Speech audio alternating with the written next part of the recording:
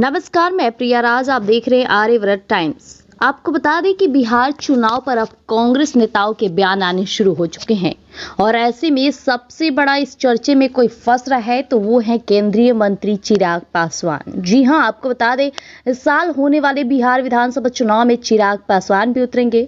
उन्होंने विधानसभा चुनाव लड़ने की इच्छा जताई है। अब इस पर कांग्रेस नेता उदित राज ने कहा कि जब आरजेडी और कांग्रेस के साथ नीतीश कुमार थे तो 100 से ऊपर सीटें इनकी आती थी।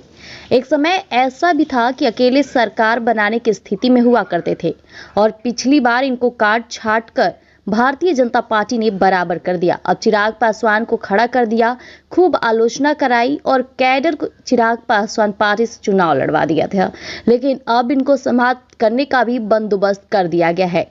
यानी कि उन्होंने मीडिया से लगातार बातचीत के दौरान चिराग पासवान पर हमला किया। चिराग पासवान बिना पीएम नरेंद्र मोदी और अमित शाह के इशारे के काम नहीं कर सकते हैं, ऐसा उनका दावा है। अब नीतीश कुमार छोटे पार्टनर हो गए हैं और बीजेपी से कभी बड़े पार्टनर हुआ करते थे, लेकिन पिछली बार इनको 44 से 45 सीटें मिली तो बीजेपी को 74 सीटें मिल गई और नीतीश कुमार को लाले पड़ जाएंगे कि उनका बेटा पंचायत चुनाव लड़कर जीत जाए।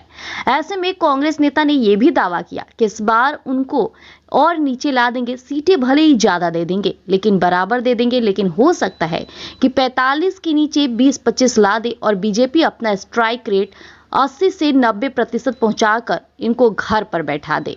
ऐसे में केंद्रीय गृह मंत्री अमित शाह ने कहा कि हम बंगाल भी जीतेंगे और तमिलनाडु भी जीतेंगे। उनके बयानों पर भी उदित राज ने आज बड़ा तमाचा बोला है। उन्होंने कहा कि वो महाराष्ट्र और हरियाणा के मॉडल के आधार पर जीत सकते हैं।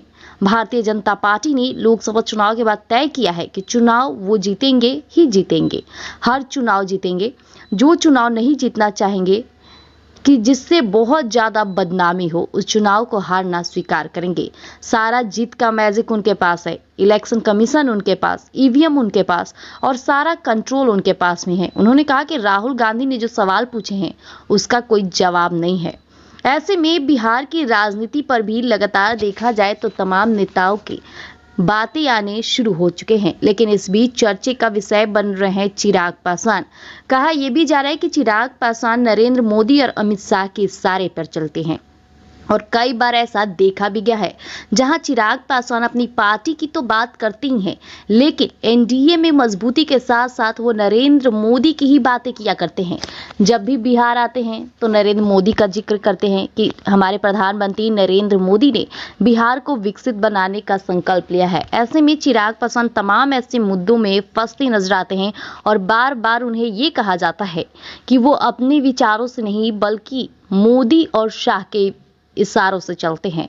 ऐसे में बिहार विधानसभा चुनाव से पहले ये बातें उठना लाजमी हो गई है। अब देखना होगा कि आने वाले चुनाव में चिराग पासवान को कितनी सीटें मिलती है और क्या नीतीश कुमार वो स्वीकार कर पाएंगे कि नहीं। तब तक के लिए हमारे साथ जुड़े रहिएगा आर्यव्रत टाइम्स पर। दीजिएगा इजाजत, धन्यवाद।